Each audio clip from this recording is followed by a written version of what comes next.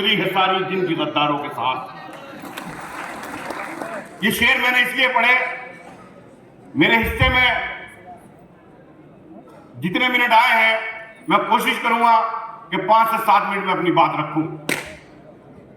जब ये मुल्क आजाद हुआ और उसके बाद इस मुल्क का पार्टीशन हुआ 1947 में, और यहां से जब मुसलमान जाने लगे तो मौलाना अबुल कलाम आजाद ने कहा कि तुम यहीं रुक जाओ।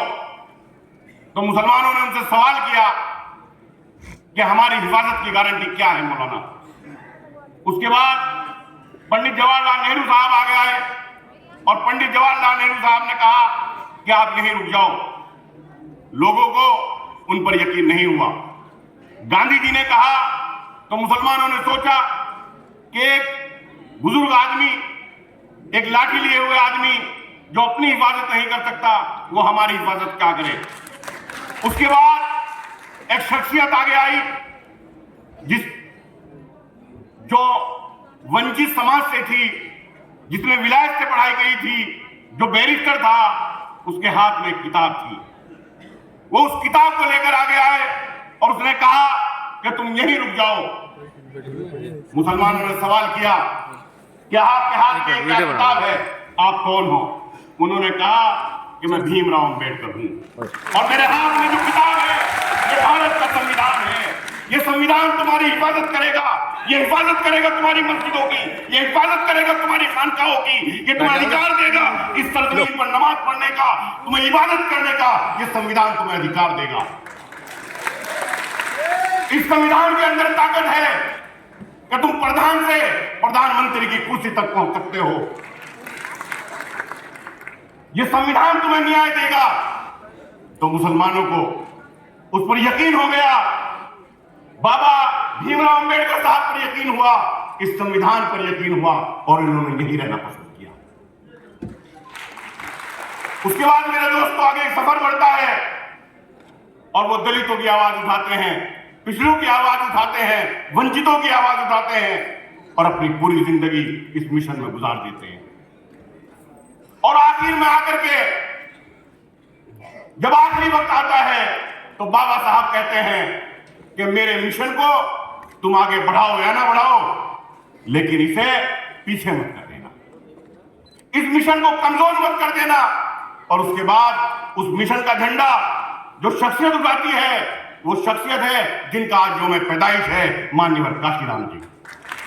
उस झंडे को लेकर के आगे बढ़ते हैं और साइकिल पर पैदल पूरे हिंदुस्तान के अंदर घूमते हैं और एक समीकरण बनाते हैं यहाँ दलित और मुस्लिमों का, न्याय दिलाने की बात करते हैं सबको।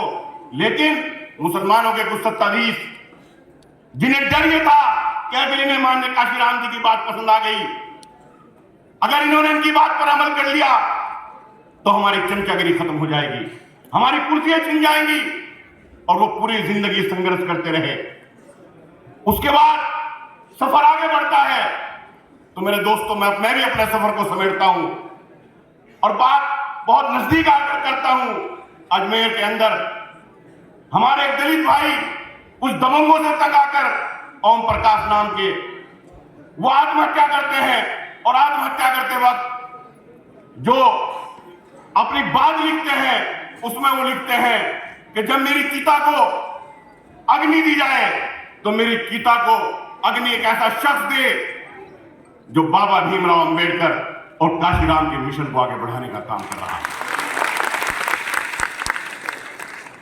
और वो नाम लेते हैं एक ऐसे नौजवान का जिसे मैंने अपनी आंखों से संघर्ष करते देखा है, मैंने अपनी आंखों से उसे जेल जाते देखा है, मैंने अपनी आंखों से उसे पुलिस की लाठियां खाते देखा है, मैंने अपनी आंखों से उसे इंसाफ की आवाज उठाते हुए देखा है। और उस शख्सियत का नाम है इज्जत महाबाली जनाब एडवोकेट चंद्रशेखर आजाद। यह वो आवाज है, शोषण कहीं भी हो, पीड़ित कहीं भी हो, वो किसी धर्म का हो, किसी जाति का हो, उसका मजहब कोई हो, अगर एक आवाज सबसे पहले हिंदुस्तान के अंदर उठती है तो वो भाई चंद्रशेखर आजाद साहब की आवाज है। हमारे देश के अंदर सीए हुआ, एनआरसी हुआ, जो लोग 70 सालों से वोट लेने का काम कर रहे थे, वो खामोश होकर अपने बिलों के अंदर घुस गए। अगर उस वक्त सबसे ज्यादा आवाज किसी ने उठाई तो भाई चंद्रशेखर आजाद साहब ने उठाई। उसके बाद अभी देख लीजिए कितना घिनौना काम, राजस्थान से 2 बच्चों को उठाया, जुनैद को और नासिर को, और उन्हें ले जाकर के हरियाणा के अंदर कत्ल उनका कर दिया बेरहमी से। सब लोग खामोश हो गए, लेकिन एक आवाज फिर उठी। एक वो आवाज इंसाफ की आवाज थी, और दोस्तों वो आवाज भी थी एडवोकेट चंद्रशेखर आजाद साहब। तुम अपने कौम के लोगों से भी सवाल करना चाहता हूं कि तुम्हें संविधान में अधिकार दिए किसने, तुम्हारी आवाज उठाई किसने, और आज भी जो तुम्हारी लड़ाई लड़ रहा है वो कौन है, और जो दूसरी पार्टियों से मिलकर चमचागिरी करके विधायक बनने के लिए, सांसद बनने के लिए तुम्हारे वोट का इस्तेमाल कर रहे हैं, वो कौन लोग हैं, ये आप लोगों को अपने गिरबान के अंदर छापना होगा।